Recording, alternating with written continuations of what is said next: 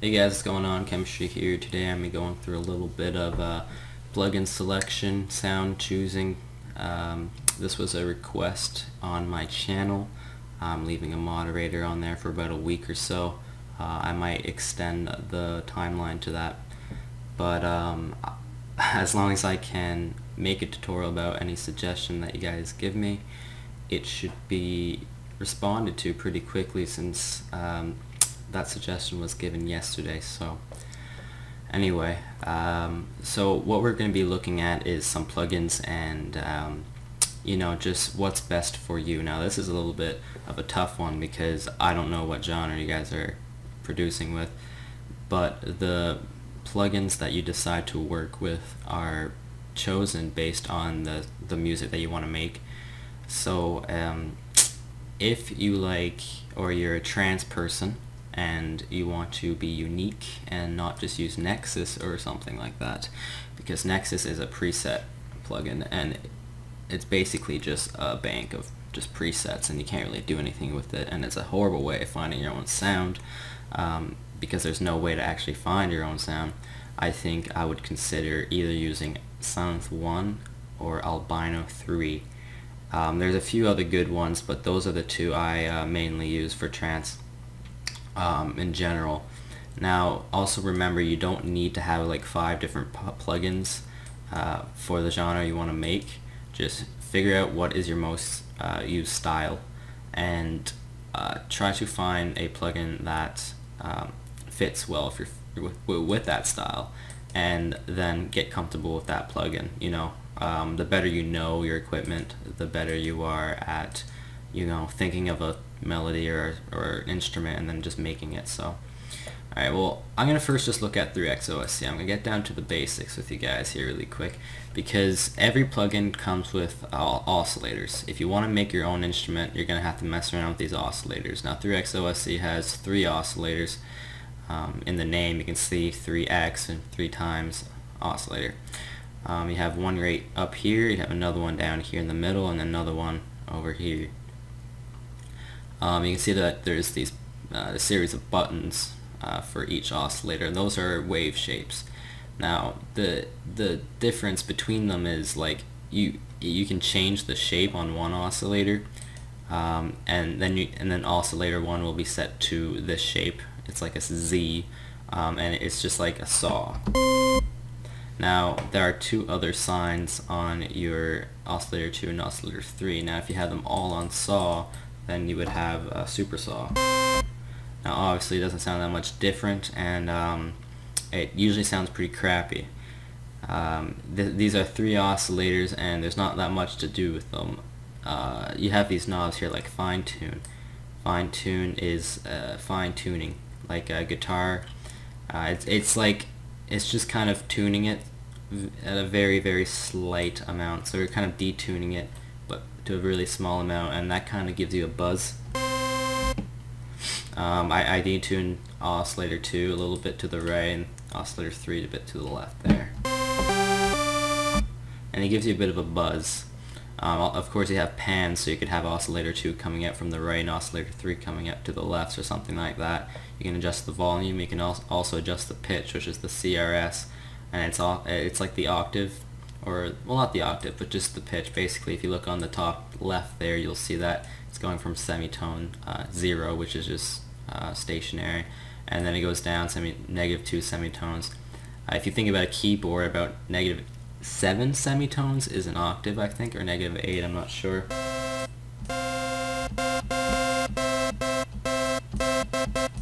I don't know.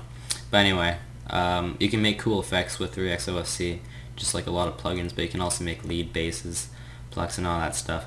Once you figure out your shape and the pitch of each oscillator, you move on to things like, well, you wouldn't have to if you don't want to, but it's usually recommended to move on to filters. You also might consider having LFO. Now I'm under the volume tab on instrument properties, and down here there's a LFO section. What that means is on the volume you can automate it so that the volume will automatically kind of travel through these waves here, and it will make kind of like a wobble. if I try to do this here, I would usually hit tempo bass time, which is the TB here, and that just means that it wobbles at a tempo of the song. Right now I have it set to 130. And then you have the amount knob, which is this one, and the speed knob. Keep in mind that in other plugins you have different terms, so it might not be amount, might not be speed. A lot of them is rate or offset. Rate for speed and offset sometimes, or gain for amount. But it's just kind of like the amount at how like wide the waves are, and then the speed is kind of like how slow. So if I have it like this, it should wobble quite fast.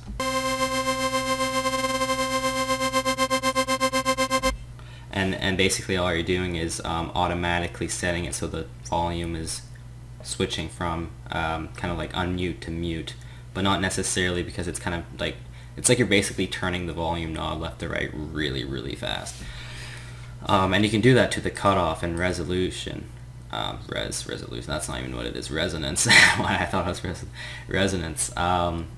Pitch and pan. What's pitch good for is you can kind of make it sound like it's pitching as the time kind of goes by as you hold the instrument down. So I'm going to change the amount to the left a little bit, and I'm going to put the speed a little bit slower, and I think you should hear something. Now of course this is also working with our little volume thing. I turn that off here.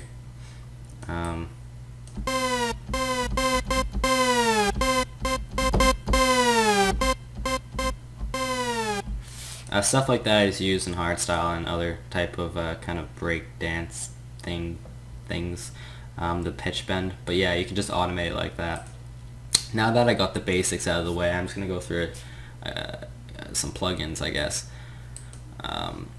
So the first one is a pretty general plugin. It's called Synth 1.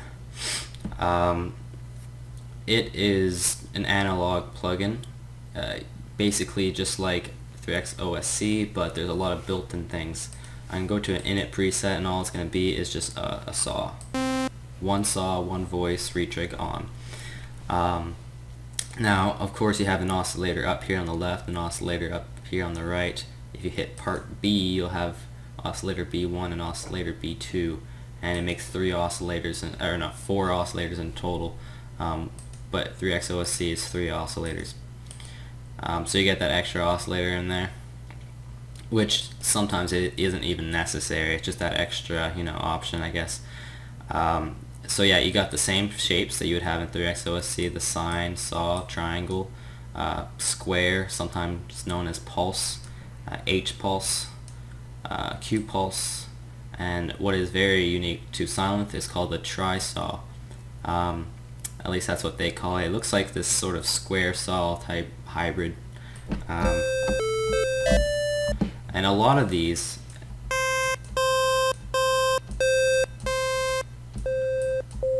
you can tell that it sounds a lot like an old video game. Sine is probably the most basic shape out there, and then saw is the most common used for dance kind of music, also for trance as well. Saw is usually a pretty commonly used waveform, I guess, for making like just about anything, but especially leads, saw pads, and plucks. Then you got the triangle. That's a lot like the sine, but it's sharper. It has some corners on it. Sounds like old video games. Then you have the square, H pulse. That kind of a Q pulse is good for kind of a raw sound, like in hardstyle. You can also detune it, add 8 voices to that and detune it. And we can do that exact pitch bend thing that I was doing, but I think I'm running a little bit of time, so I'll just kind of skip that. But yeah, I'm going from most simple to more complicated plugins here. So for every plugin, you'll always have these oscillators, which is kind of it's like the fragments of what is making the overall, or the seedling of your instrument. It's like you're kind of putting the pieces together of your instrument. You don't always have to have saw everywhere. You can mix saw with a pulse, with a triangle somewhere else. But usually most of the time saw is the first chosen one, unless you're going from for a different sound. Now, telling you what sounds work best for what instruments is hard, because a lot of the times what you do is you have like a saw, a combination of a saw and a bass, not a bass, a square for the bass, and then you would change the pitch to an octave below. For some reason we can't, oh here we go, it's because of the voices.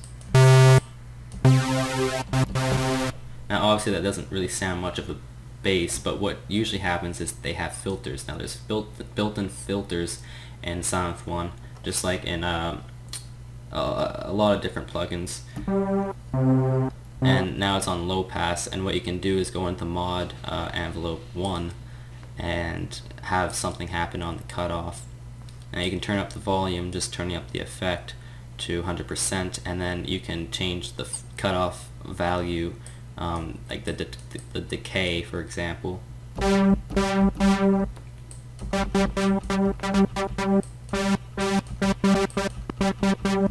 that can make kind of a pluck instrument.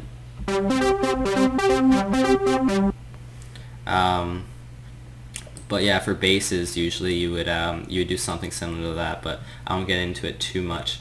I'm just kind of trying to show you the plugins and kind of show you how the sounds kind of work.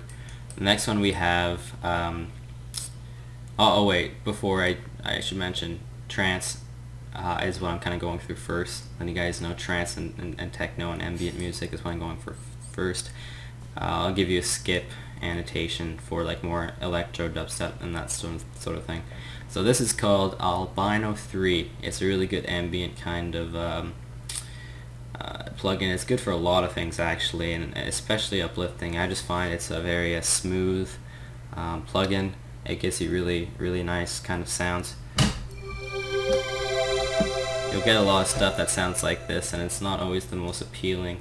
A lot of the presets aren't really that amazing, but what I like about Albino, just like any plugin always has something that's very unique to them, is you can have, let's say, well, first of all, there's a lot of different shapes. Like there's spectral up to spectral up to 75 different shapes. But there's the classic shapes that we just kind of went through: sine, triangle, sawtooth. Squares, there are 3 squares, 3 organs, more saws, a lot of saws, and saw bases at the end. So you have a lot more shapes to choose from, which is always really good. Let's say I have a rich saw on the left here, and then I have like, let's say a sine, or no, a triangle, right? So what I like about Albino 3 is, see this bar here at the bottom. What's happening is I can make a hybrid. So I have the rich saw on the left here and have a triangle on the right. So when the bar is completely on the right, all you hear is triangle. As I move the bar to the left, it's kind of forming a more rich saw. And if I have it in the middle, you'll see that like it's half triangle, half rich saw, and then if you have it all the way to the left, it'll be a perfect rich saw. So you can make yourself a hybrid of 2 shapes or waveforms within one oscillator. So I think that's kind of cool. There's a lot of different actual presets for this. You can go through these and you get drum and bass presets. Never actually went through this before.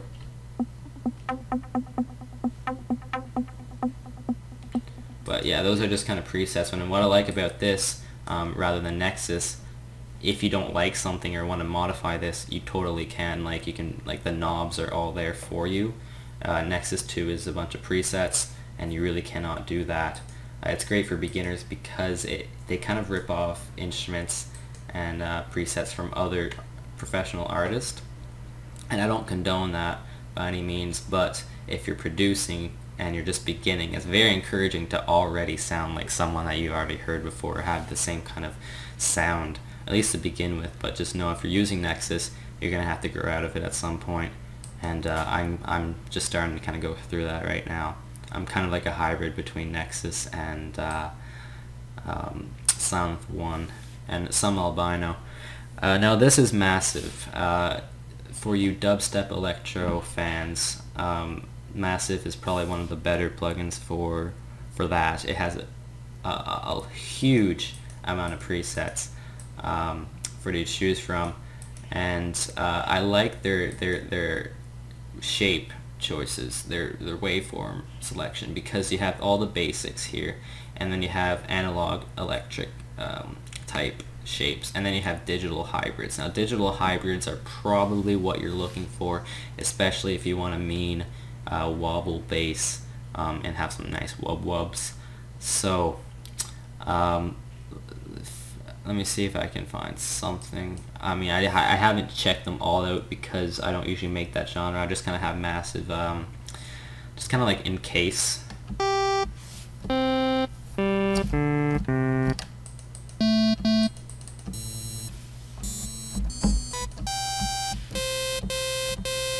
So I guess you can imagine that sound maybe being a little bit lower, just wubbing around, and that's only one oscillator, so I really like what it sounds like already just by one little shape, and there's a lot of things to add to that. I know it's kind of cut out right here at the bottom, but trust me, it's nothing too important. It's just noise and feedback stuff, and a little bit of the MIDI stuff, macro control down here, so don't really fret about not being able to see that. The important stuff is here, so you have oscillator 1, that's up here, oscillator 2, oscillator 3, so like I said, all plugins have oscillators like this, and sometimes they do have different terms. Intensity, intensity, intensity. Well, that probably just means like volume. It might do something a little bit different than volume, but it's almost the same thing. So a good thing to do is just actually mess around with it and look up tutorials of people actually figuring stuff out through Massive and any plugin that you decide to go with. So I suggest having Massive for electro, dubstep, and drum and bass, maybe like as your primary plugin.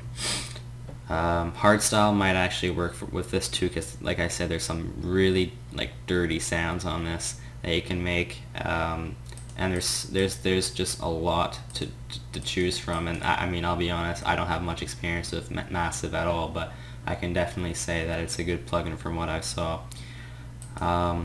So that is that.